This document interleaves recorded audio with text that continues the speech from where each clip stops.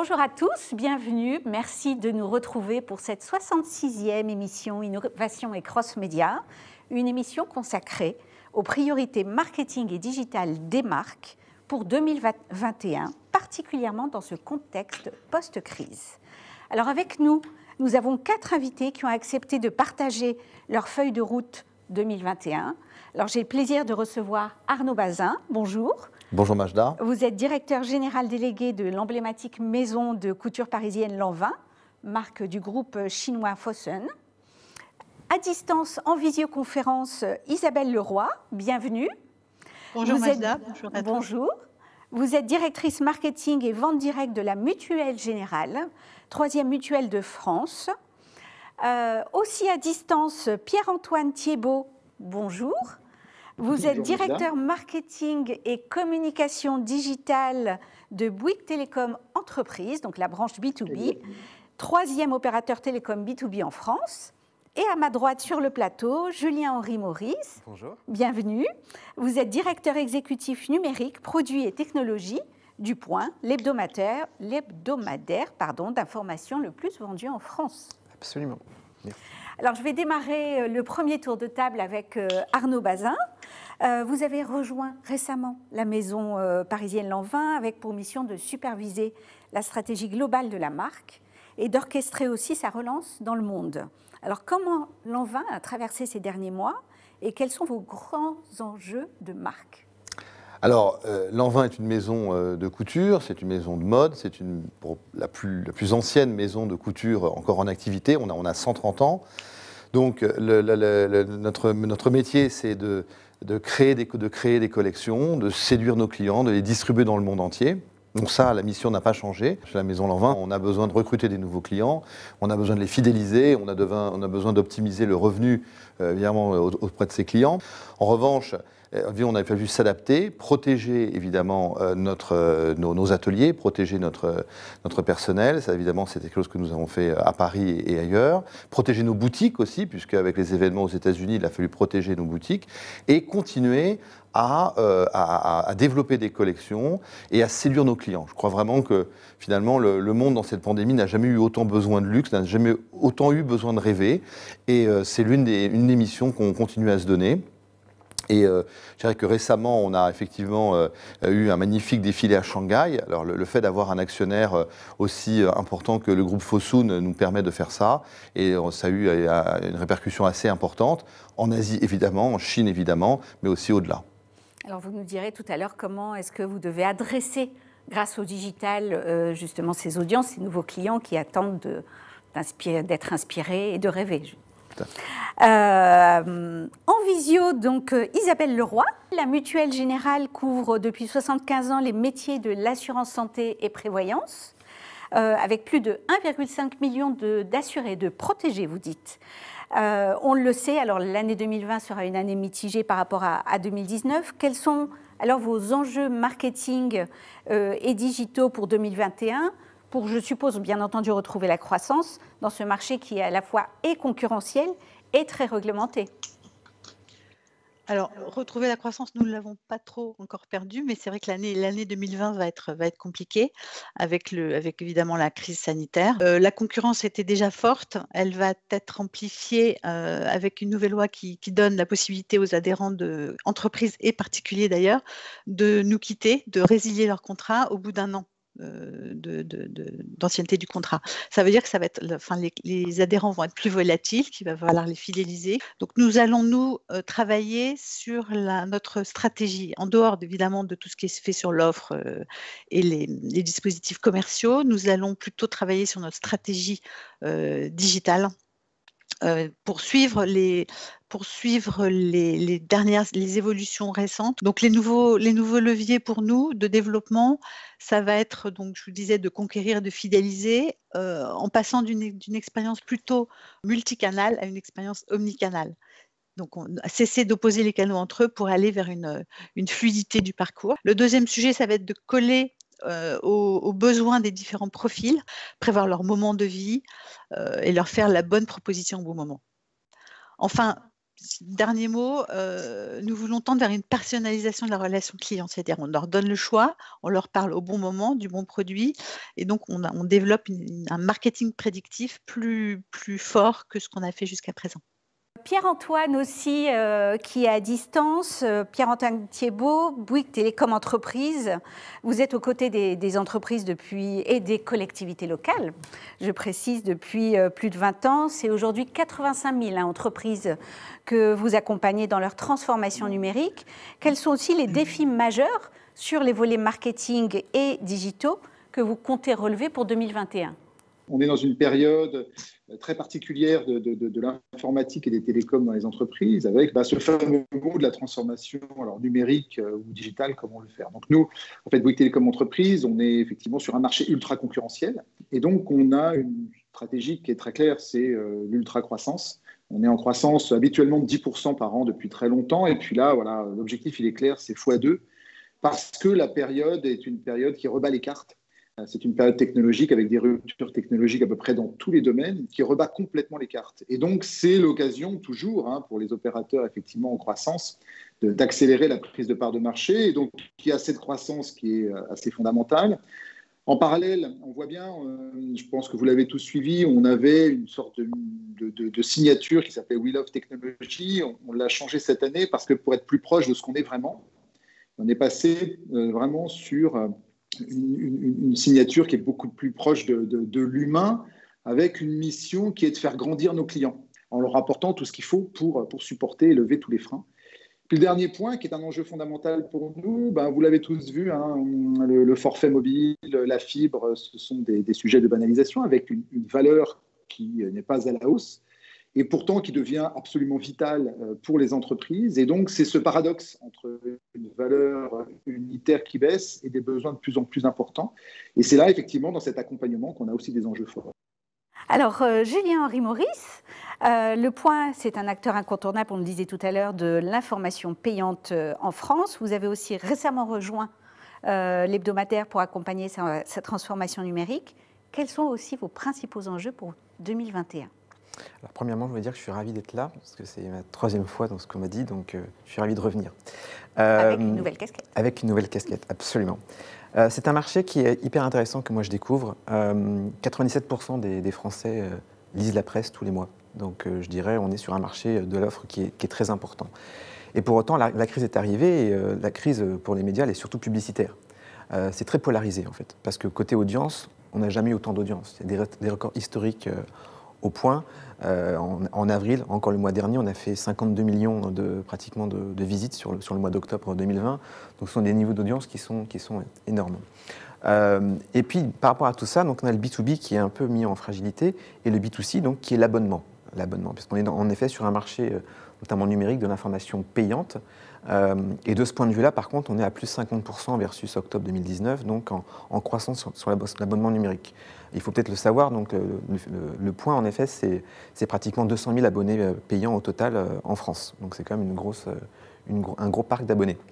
Et donc les enjeux par rapport à tout ça, ça va être de continuer à arriver à juguler cette polarisation finalement qu'il y a de l'activité entre un non-problème, je dirais, d'audience, et puis un sujet quand même de monétisation qui est réel. Donc le salut de tout cela, c'est forcément l'abonnement, donc une croissance forte et à continuer. Une fois qu'on a fait ça et qu'on a fait l'acquisition, ce qui va être très très important, c'est d'avoir de la croissance nette. Ce que j'entends par là, c'est évidemment la fidélisation, la rétention de ces abonnés. Le churn est vraiment un enjeu central. Et puis finalement, dans les enjeux, on a des enjeux évidemment de transformation numérique, vous l'avez dit, au niveau de la transition, au niveau de la direction de la rédaction, au niveau des métiers, et puis un nouvel ensemble que je représente aujourd'hui depuis le 11 mai, au déconfinement, qui est vraiment d'accélérer sur cela et d'arriver finalement à un acteur qui soit autant sur l'information en continu, sur le numérique, et autant avec cette périodicité hebdomadaire sur le papier, et que les deux soient un acteur fort, complet, ce qu'on appelle donc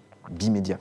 Alors je reviens vers vous, Isabelle, pour la Mutuelle Générale. Vous nous le disiez en introduction, un gros focus sur 2021, à savoir passer d'une expérience client multicanal à une expérience omnicanal pour servir vos objectifs d'acquisition et de fidélisation. Alors qu'est-ce que vous comptez concrètement mettre en place en 2021 pour répondre à ces enjeux ? Jusqu'à présent, nos commerciaux et nos relations avec nos adhérents se passent par le téléphone, le web et évidemment la présence physique. Ça peut commencer par un devis sur Internet, ça peut se transformer en lead pour nos commerciaux qui appellent le client et ça peut même se transformer par un rendez-vous physique chez le client, notamment pour les entreprises et les grosses entreprises. Donc, et on se rend vite compte qu'un canal seul ne peut pas faire toute la chaîne, ne peut pas satisfaire nos clients. Donc, il faut vraiment qu'on organise ce parcours hybride et le rendre très fluide.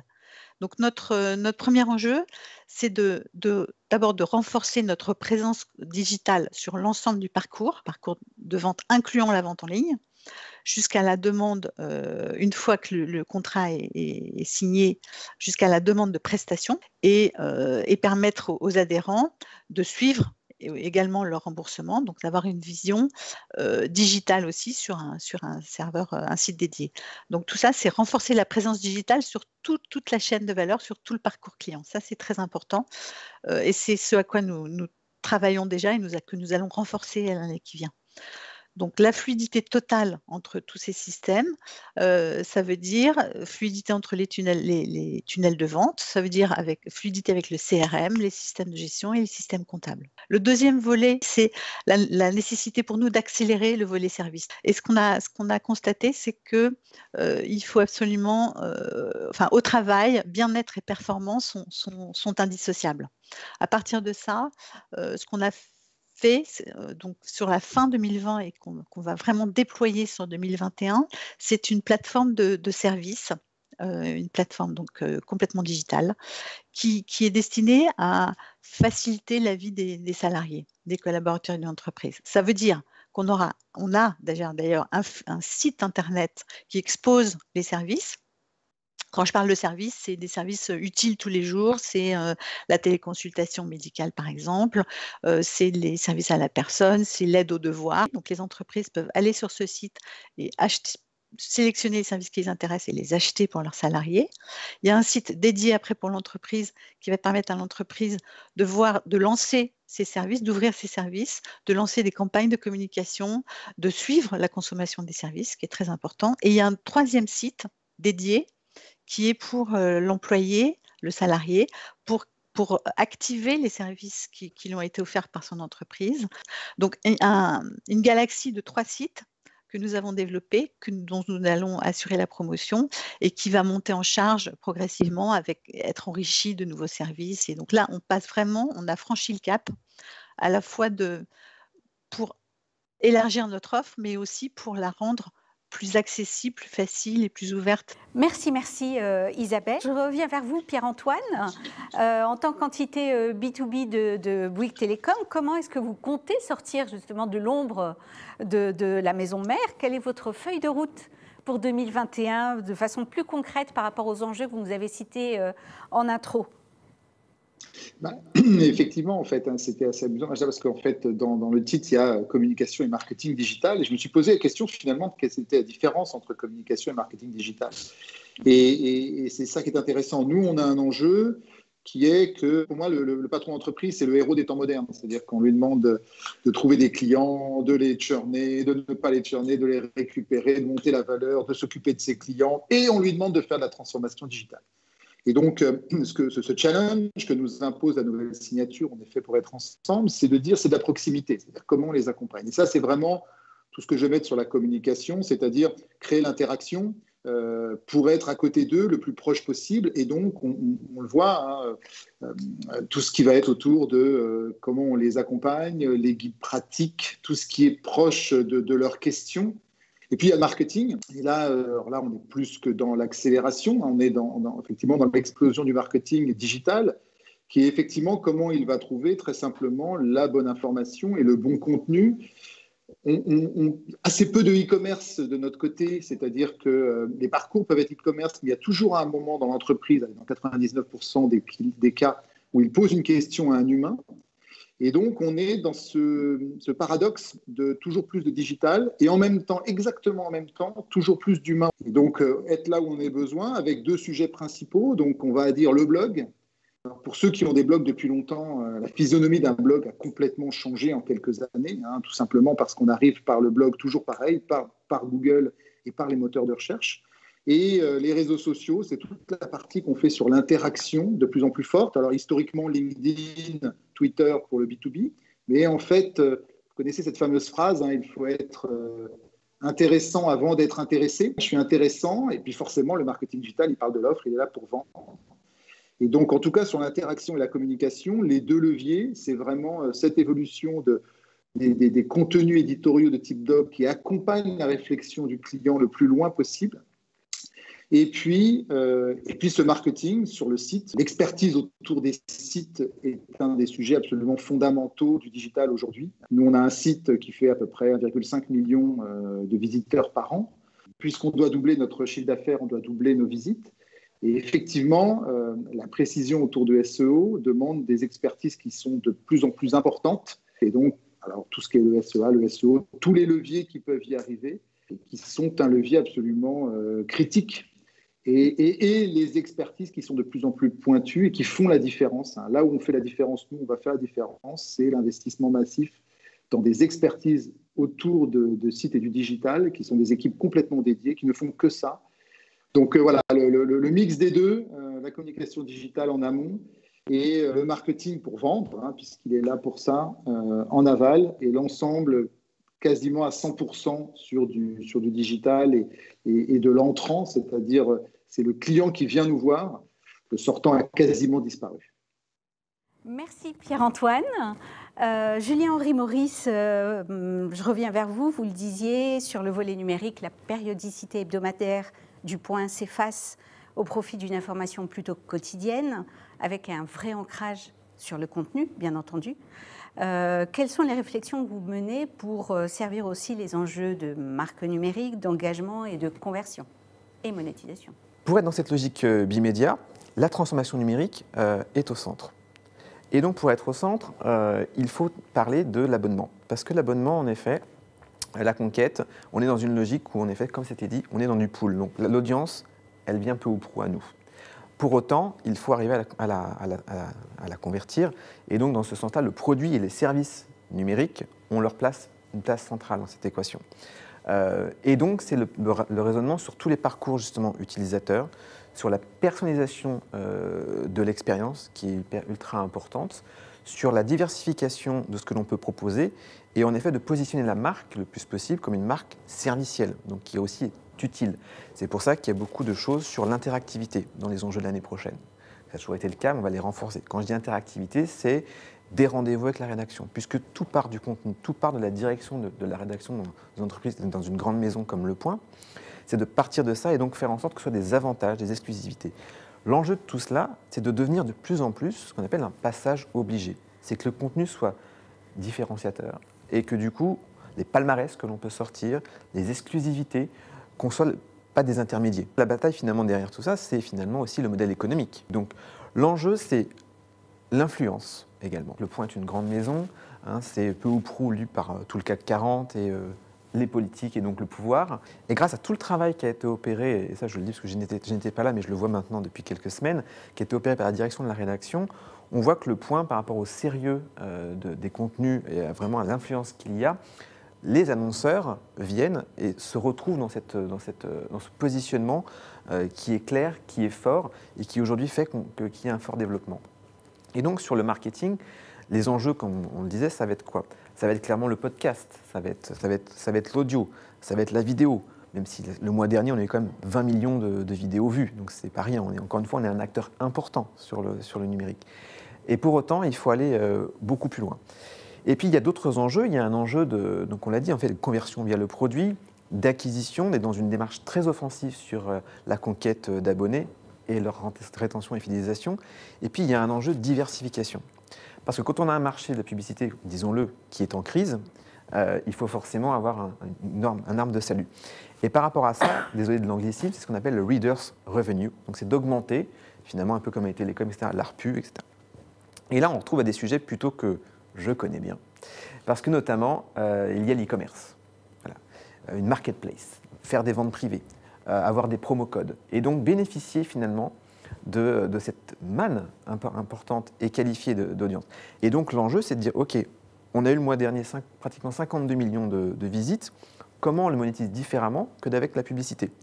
Et donc la création d'une marketplace est à l'étude, et donc pouvoir avoir une logique de commission sur ce trafic que les autres n'ont pas. Donc si on comprend les enjeux par rapport à des autres maisons que j'ai pu connaître avant, on a une logique d'audience qui est énorme et qu'il faut encore mieux monétiser. C'est vraiment ce côté pragmatique. OK, il y a tout ça. Comment on l'orchestre beaucoup mieux? Et puis finalement, c'est vraiment le côté bimédia, hein, j'y reviens, c'est très important. Le travail avec la rédaction est central évidemment dans l'émission que j'occupe au Point, parce qu'on doit vraiment être dans cette logique de service au lecteur, d'information évidemment qui est décryptée, qui est synthétique, qui est utile. Et donc c'est finalement la découvrabilité de la marque qui est très importante. Le Point doit beaucoup plus encore que ce qu'il fait aujourd'hui se découvrir et donc se transmettre et donc être vraiment dans cette logique-là. C'est pour ça par ailleurs qu'on a eu par exemple, ça a commencé à être annoncé donc je peux en parler, on a un partenariat qui va être fait avec Snapchat France, où on va intégrer Discover en France. Ça c'est un élément très important, il y a 12 millions de Snapchatters en France et donc on voit qu'on est aussi dans une logique vraiment d'aller faire découvrir la marque auprès de populations et d'audiences avec un S qui sont plus jeunes également, donc plutôt 35-45 ans qui peut être le cœur de cible de ce que l'on se fixe, pour justement aller vraiment exposer la marque différemment, toujours dans une logique par contre aussi de monétisation des contenus. Donc l'enjeu, je résume, c'est l'acquisition et c'est l'abonnement, évidemment. C'est la monétisation sur différentes formes diversifiées au-delà de la publicité, donc qui est un marathon qui est important. C'est toute la transformation numérique que l'entreprise opère et qui s'est accélérée évidemment avec la crise, et toute la résilience du journal qui s'est opérée pendant les confinements. Ce sont ces nouvelles écritures, et puis c'est surtout l'influence, donc surtout l'influence. Merci Julien Henry. Arnaud, alors pour la Maison Lanvin, il s'agit de repenser la façon d'adresser le client, on le disait tout à l'heure, pour s'adapter aussi à la réalité du contexte. Alors quels sont les projets sur lesquels vous comptez accélérer en 2021, sachant que le digital est une priorité pour justement regagner aussi des parts de marché? Alors c'est extrêmement intéressant parce que j'ai entendu les autres intervenants parler des clients. Mais alors, il y a quelque chose qu'une maison de luxe a une particularité, c'est qu'en fait, on n'a pas attendu que le mot CRM soit inventé pour connaître nos clients. L'une des grandes forces d'une maison de luxe, c'est d'avoir une intimité avec nos clients, puisqu'on les accompagne soit dans leur style de vie, c'est-à-dire comment elles ou ils veulent s'habiller, leur style, dans des moments de vie importants. Alors, qu'est-ce qui s'est passé quand on va parler récemment, quand il y a eu le second confinement? On est amené à fermer finalement un petit tiers de nos boutiques. Donc c'est un poids important. Donc on s'est réunis avec notre comité de direction, en tout cas de mon équipe, et puis on s'est dit comment on fait Remote November, c'est-à-dire comment on fait pour que novembre soit un mois normal, avec nos clients qu'on connaît et nos clients qu'on ne connaît pas. On a un peu travaillé sur les deux choses. Alors on a du coup accéléré le digital. Donc on a un plan, je dirais, de médias beaucoup plus important sur le digital, axé sur le produit, puisque c'est une maison de création. Et puis nos boutiques, elles ont fait un truc assez incroyable, c'est qu'elles se sont dit, on va continuer à leur parler à nos clients. Alors on s'est adapté, on leur parle plus avec des vidéos, on leur place plus avec du WhatsApp, on leur parle plus via Instagram, on leur parle plus avec, on s'est adapté avec quel que soit le WeChat, bien sûr, pour nos clients asiatiques, même en Europe. Et puis on s'est mis à leur présenter nos collections, à leur présenter des fittings, des stylings aussi à distance, avec les moyens dans la boutique. Donc finalement, c'est comme privatiser la boutique pour une cliente à un moment, ou pour un client à un moment. Je dirais, sur le mois de novembre, je suis en train de clôturer un petit double digit de croissance sur nos boutiques parisiennes. Et puis, vous parliez de la Chine. Effectivement, aujourd'hui, on opère sur plusieurs plaques. Donc, il y a une plaque européenne qui est très touchée par le Covid. Et puis, j'opère aussi sur une plaque asiatique avec la Chine qui n'a plus de Covid. Donc là-bas, personne ne porte de masque. Tous les éléments sociaux ont repris, les gens font beaucoup de shopping, et puis nos clients chinois ne voyagent plus. Donc le budget disponible, je dirais, pour faire du shopping, et puis c'est des personnes qui aiment beaucoup les produits de luxe, il est à la hausse. Donc en fait, on connaît des taux de croissance faramineux en Chine, hein, on est à 3 chiffres. en Chine, donc c'est quand même faramineux. Et donc, je dois gérer ces deux plaques en même temps. C'est-à-dire des plaques où il faut trouver des idées très créatives, et à côté de ça, un marché qui accélère très très fort, évidemment hyper compétitif. Tout le monde est en train de se battre, parce que c'est de là que provient une grande partie, évidemment, des revenus actuels. Et là aussi, eh bien, on s'adapte d'un point de vue digital, puisque alors là, ils ont encore plus d'outils que nous, donc on doit s'adapter sur Douyin, on doit s'adapter sur les différentes e-plateformes d'Alibaba, etc. Évidemment, on est très très fort sur WeChat. Bref, on utilise tout ce qui est à notre disposition, mais toujours vers nos clients, vers une connaissance intime de nos clients et vers une relation extrêmement proche. Et puis à côté de ça, on n'a pas prévu de fermer nos boutiques, bien au contraire, parce que c'est là où tout se passe, c'est là où la magie quand même de la rencontre de nos produits, de nos clients se déroule à un moment ou à un autre. Et nous sommes en train, alors ça peut paraître surprenant, mais on est en train de profiter aussi des fermetures de boutiques, à Milan par exemple, pour faire des travaux. Donc on change notre boutique, on se rapproche de centres beaucoup plus actifs au sein de la capitale de Milan. Et on est en train de préparer une boutique merveilleuse qui devrait ouvrir probablement mi-décembre. Alors si les boutiques réouvrent pour décembre, enfin pour Noël ou pour les fêtes de fin d'année d'un point de vue général, tant mieux. Et puis si ce n'est pas le cas, eh bien, on réinventera aussi quelque chose. On fera découvrir notre nouvelle boutique à nos clientes de façon digitale et avec de nouvelles collections. L'accélération que je perçois très bien, c'est le passage de l'image à la vidéo. On a des demandes de vidéos qui sont en train de se généraliser complètement. Alors vous pouvez imaginer que faire, donc je ne sais pas si une collection, on est probablement autour de 600 SKUs, c'est-à-dire 600 nouvelles références par collection. Les photographier, aujourd'hui, on s'est déjà adapté. En revanche, si maintenant il faut faire des vidéos, on va devoir se réinventer par rapport à ça. Et je crois que la prise, on va dire, de part de marché de la vidéo en Chine, il y a des plateformes sociales qui ne marchent qu'en vidéo, et on parle de dizaines de millions de viewers, donc c'est des choses excessivement importantes, nous amener à nous recalibrer sur comment on fait pour produire beaucoup plus de contenu vidéo que nous le faisions dans le passé. Alors, à direction bien sûr de nos clients, mais aussi de nos retailers, de nos wholesale, c'est-à-dire de nos partenaires commerciaux, qui eux aussi maintenant achètent les collections à distance. Et là aussi pour 2021, on est en train de penser et de dessiner, proprement dit, notre nouveau showroom virtuel. Ça ne sert à rien d'avoir un showroom aussi beau soit-il à Paris si personne n'y vient. Donc on est obligé aussi de se dire qu'est-ce que va être notre showroom virtuel, l'an 20, à Paris, le plus beau possible, et disponible sur toutes les plateformes. Voilà. Alors, merci Arnaud. Dernière question qui est un peu plus prospective, et je reviens vers vous Arnaud, sur si demain les touristes ne peuvent pas revenir encore en France, en Europe, quelles sont les alternatives en fait pour le monde du luxe de façon plus globale ? Alors, aujourd'hui, nous, on travaille vraiment sur les 2 semestres de l'année 2021. Pour l'instant, je suis sur un premier semestre assez conservateur dans les contraintes qui sont les nôtres, c'est-à-dire l'Europe encore fermée, les États-Unis fermés, l'Asie fermée, c'est-à-dire qui ne vient pas voyager. Donc, on travaille plutôt sur ces paramètres-là, et on va diriger donc tous nos efforts vers le digital et vers la Chine. Alors, vers le digital, pour qu'on retrouve le maximum de sensorialité. C'est-à-dire la sensorialité d'un agneau fin, la sensorialité de certains cachemires. Comment on fait pour traduire cette sensorialité auprès de nos clients ? Alors on a plein d'idées et on est capable de faire des choses assez incroyables. Mais ça va être autour de ça. Le premier semestre, sensorialité pour nos clients, donc dans les plaques où je dirais le business va ressembler quand même à 2020. Et puis la Chine, accélération d'un monde normal. Donc là, il faut qu'on soit au rendez-vous avec tout ce qu'on faisait, je dirais, un peu dans l'ancien monde, mais version nouveau monde. C'est-à-dire donc des collections, de la nouveauté à fond, de recrutement de jeunes clients, de les accompagner dans la marque L'An 20, de leur présenter, de leur raconter l'héritage, etc. Et puis le deuxième semestre 2021, j'ai prévu que ça irait un peu mieux, qu'on réouvrirait, que les touristes reviendraient. Et on a des très jolis projets sur Paris d'ailleurs qui vont être en écho avec ça. On aimerait les accueillir dans un nouveau L'An 20 en 2021, sur le deuxième semestre. Parfait.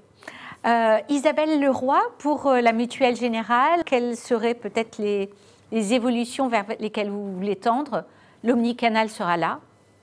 Oui, l'omnicanal sera là, c'est certain. Moi, je voudrais rebondir sur ce que disait Pierre-Antoine sur ses propos qui disent les clients viennent à nous. Ils viennent à nous sous réserve qu'on aille quand même un peu les chercher.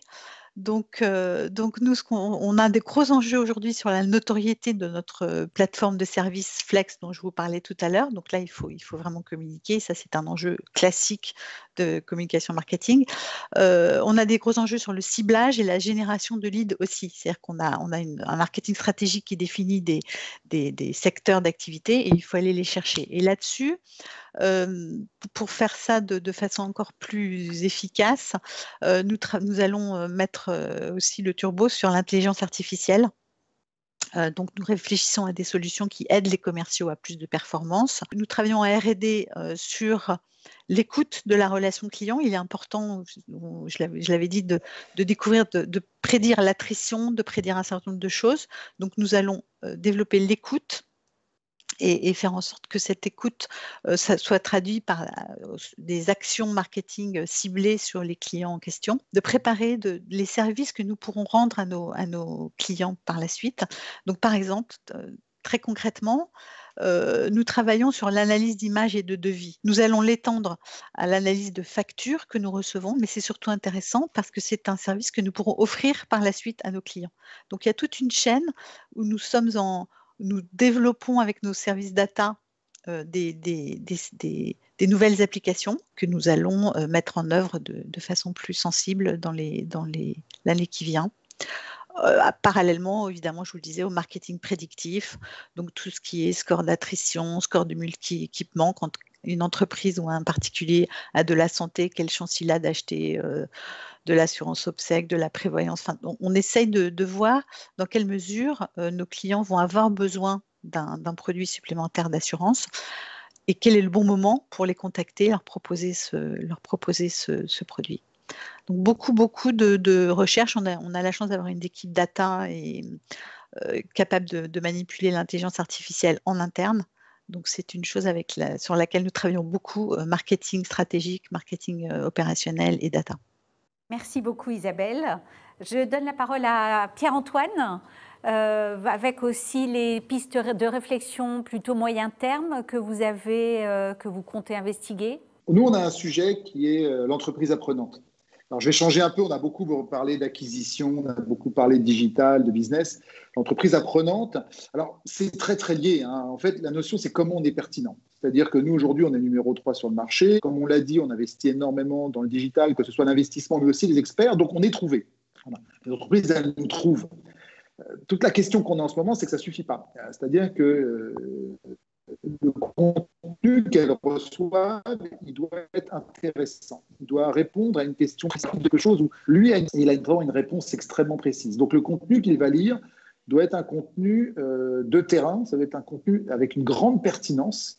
Et donc, un des grands projets qu'on a aujourd'hui, alors qui sert à l'entreprise, parce que vous savez, notre signature, c'est en effet pour être ensemble, donc ça veut dire quelque chose, mais au-delà de ça, pour que la réponse apportée au client, que ce soit par le commercial, que ce soit par ce qu'on fait nous, au marketing et à la com, que ce soit par la relation client, que ce soit par la direction opérationnelle. Et donc, tout ça, ça doit être mis dans une seule base de données, c'est ce qu'on appelle entreprise apprenante, pour que chacun vienne enrichir. Et le but à la fin, c'est un seul but, c'est comment on répond le plus précisément à une question du client qui est de plus en plus précise parce qu'il cherche sur Internet et donc il a plein de questions. Et donc l'entreprise apprenante, c'est vraiment un projet structurel pour l'entreprise. Alors ce sera sur plusieurs années. Certes, il faut des outils, mais il faut surtout, en fait, dans l'ADN, le faire rentrer, que chacun amène sa pierre à l'édifice d'un contenu qui est de plus en plus pertinent pour le client final. Et c'est comme ça, en tout cas, nous, qu'on va soutenir la croissance et qu'on va garder cet ADN spécifique de Bouygues Telecom entreprise et justement cette proximité qu'on a avec nos clients. Voilà. Donc l'entreprise apprenante, c'est vraiment un projet, beaucoup de digital, mais un peu d'intelligence collective, on va dire, par-dessus, et puis organiser tout ça pour les prochaines années. Merci Pierre-Antoine. Et Julien Henry, aussi les autres pistes de réflexion en cours? Alors, si on prend un peu de hauteur, je pense qu'en effet, je vois deux sujets. Le premier, que j'ai touché du doigt tout à l'heure, que que je vais développer, c'est un peu la data. Alors quand on dit data, c'est un peu ce qui était dit, donc c'est intelligence artificielle, data science. Quand on a 52 millions de visites, on ne les connaît pas tous, nous par contre. C'est l'inverse, hein, c'est le volume, la valeur. Donc il y a beaucoup d'enjeux de data, de connaissances, de segmentation, et donc d'arriver finalement à ce qu'on appelle le data activation, donc d'accélérer via tous ces segments de cette connaissance pour mieux servir, mais aussi, on le voit par rapport à la crise publicitaire, mieux monétiser.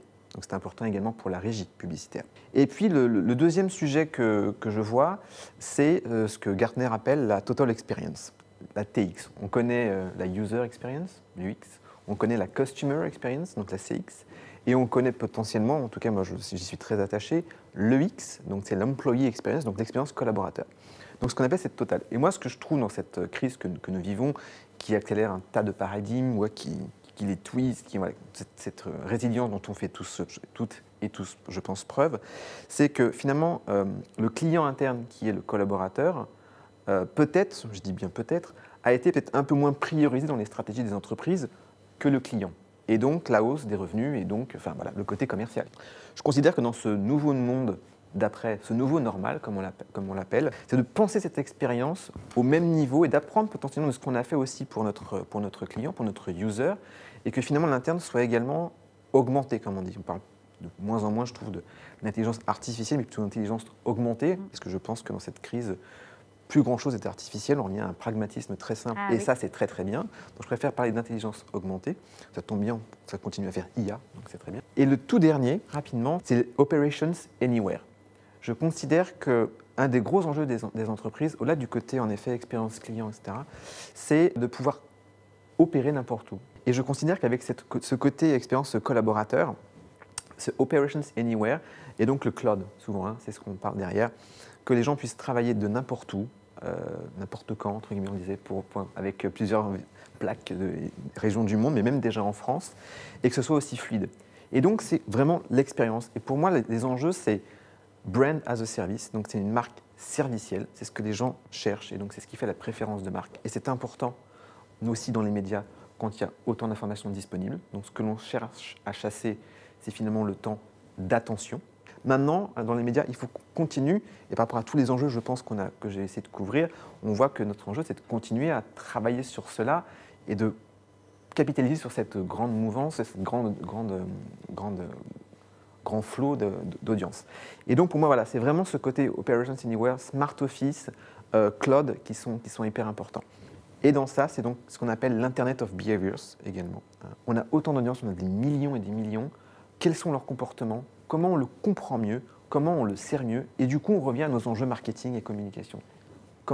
Parce que du coup, on va faire ce qu'on appelle du lookalike, etc. Comment du coup, on va mieux en faire la conquête, plus ciblée, plus segmentée, partant des centres d'intérêt, partant du contenu pour le point. Comment on va évidemment mieux le fidéliser et faire la rétention, c'est ce qu'on disait, donc tous les scores d'attrition, etc. par rapport à l'IA, au machine learning, et par rapport à la personnalisation.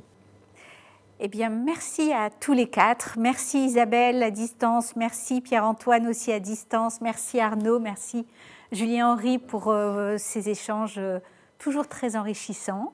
Et je vous donne, j'espère, rendez-vous pour une prochaine émission, en espérant qu'on soit tous les 5 sur le plateau. Merci bien. Merci encore, à bientôt. À bientôt.